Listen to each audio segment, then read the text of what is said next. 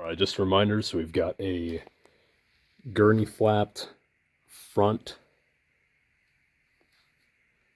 that matches pretty well the intercooler, which will end up having a slight duct sealed up to this ideally.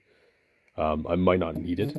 I also have two fans, actually two sets of two fans. So we've got the 10-inch Spall brushless and the 11-inch Spall standard. Then we've got for heat insulation all of this, the header shield all the way down. We've got the stuff down here. We've got the stuff on the firewall back here. And so I've got a little panel that can pretty much start about here at the CHRA and go all the way to the seal line right here and just cover this region. Now I can do that, or I can do the entire hood with the reflective tape, which I think is going to be gaudy and take away from what I think is an otherwise very classy OEM hood. So that's kind of the opinion that I'm going for. I've already got this cut out right here for the O&P reservoir, which sits right here. We've got the coolant reservoirs next to it right here. So this needs to be pretty much taking up this region, which is why it is shielded and surrounded by a rubber isolator. So let me know what you guys think. So I've got this opportunity to use this entire floor and tunnel shield, the stuff that I did the rest of my engine bay with, and the underside of my car, for the entire underside of the hood, because it's sound isolation, fiberglass, and this beautiful aluminum, and it's sticky. So I can just take the hood off, place the hood down, scribe it out, make that all happen, or I do just that size patch over the turbo region and save the material. Is it really worth keeping the whole underside covered with this sort of stuff, which makes the whole thing reflective? It might actually increase the engine bay temperature, which would be even more problematic. I'm trying to solve not ruining paint, not creating the entire thing reflective. Here we are. Here's our little template. What we're going to end up doing is, I can't have it go too far forward because then we'll have the compressor start running into this region. So I left it about an inch long.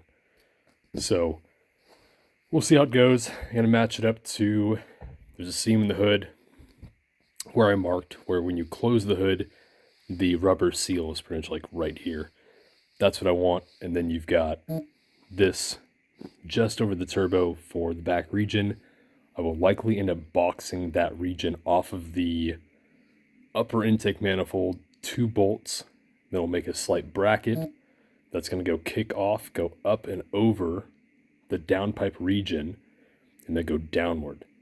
Now, there's a problem that I currently have with my vacuum lines on the wastegate configuration for the air side. They're Kevlar, they're rated for probably 500 something degrees, and they're open element, but they are between the, I'll show you guys in a second, but between the downpipe and the exhaust manifold in the open air region. So that might end up becoming a problem for heat and damage. All right, so here's that sheet placed up. So I've currently overdone the center line here and center line here. And the CHRA of the turbo is actually, if we look back, it's at this location. Okay, this blue right here. So I currently have it over sheathed to the compressor. So the blue tape is right here. That is the one that I just showed you guys. Right now, I cut it to length to where it's to here, which I know this region is going to be tight. I just wanted to do it as a initial mock-up. This, I'm probably going to want to go with the curve of the hood. So I'm going to move this whole thing up and do a little moon cut looking thing right there, taking up part of this extra height. And then I've got extra width here to play with it because I'm going to roll this down into the hood. I'm going to roll this down into the hood. So I figured start big, work small. That's the way to make it fit. So It's just a little ugly. That's the downside. So if I did the entire thing, it wouldn't be ugly. It would be like super gaudy, but it would just show a uniform, here's what I was doing this for.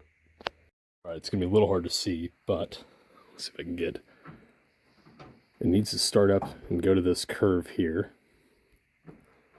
And then you can kind of see halfway on the CHRA. And then I'm gonna position it there-ish. It's about in line right between the strut tower and the, kind of hard to tell. And then it just hangs over a little bit on the intake manifold, just a little bit. So, kind of like there. So, that'll work. I'll make final marks and then I'll start rolling it and making everything look lined up properly. Yep, so I couldn't find my wooden roller, but I just did it by hand temporarily, and I'll end up closing this gap, and then I'll do a really good tight bend radius on the inside. So that is good enough for now. I'll get that going. But you can see, let's see, coils, CDI, you've got the intercooler, you've got all the clamps and stuff, the turbo, everything is done here. The one thing I'm going to have to rethink, which I'll probably just bend this bracket here, is I need the fuel pressure regulator to go over just a little bit without getting in the way of the clutch slave bleeder. So that needs to go over just a little bit so I can get more room on this fitting, which goes to this line. One thing I'm super proud of is, again, I've got a 6 rib here, alternator that fits there. I've got the new alternator stuff coming soon. The V-band for the power steering and for the air conditioning kick over here nicely. I've got room here for the V-banded clamp here. This part right here, the IAB that goes to my solenoid right here, right? All this came out really, really nice. So now it's all very compact. This ventilates the connections right here. Super easy for the wire harness to go work nicely. And then I've got my double aught gauge is going to come back around here, go off of this clamp here, and then we're going to go down to the starter, which is right there. And that's going to go back up to the alternator right there on the body. And all of the, I guess, display sort of stuff just goes in line. Nothing really grabs your attention too much where it's not needed. So we've got, everything kind of has its place without being ugly. It was really difficult because this is the 20 gallons of shit in a 5-gallon bucket, but I really think it worked out well. So I love the fact that I got a fresh cold coolant source on the cold side going to the turbo, and that's right here. It's actually on the back side. Then I've got my coolant going down to each wastegate, which goes back and loops the back of the motor here. Then I've also got coolant pressure. Coolant pressure is right here as well. And then I'm using a very fast-acting IMCEL style sensor that's unterminated. These are the ones actually from Rife. They're freaking awesome. Then we've got a pre and post cooled oil temp, which is running parallel.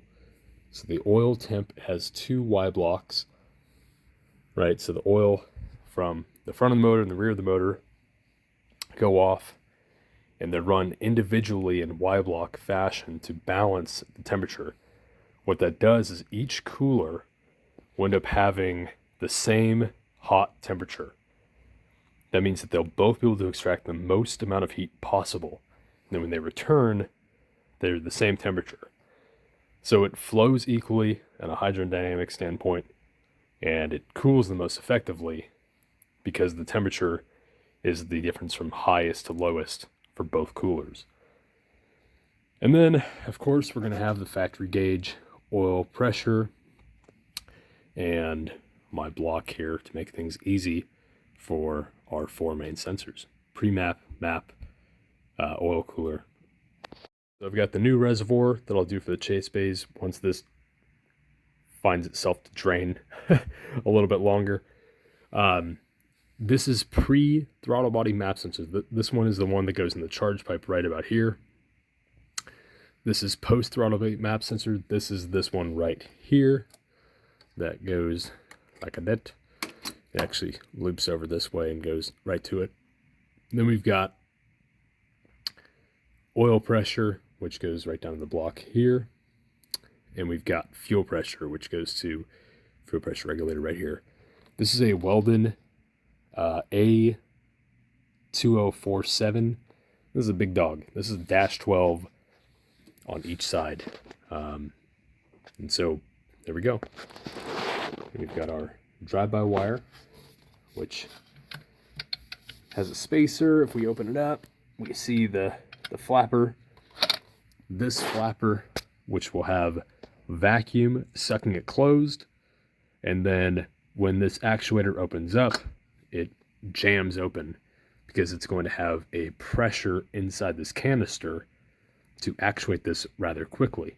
So the default, if this system fails, means this will stay open. Then when vacuum is pulling on it, it will pull closed. And there we go.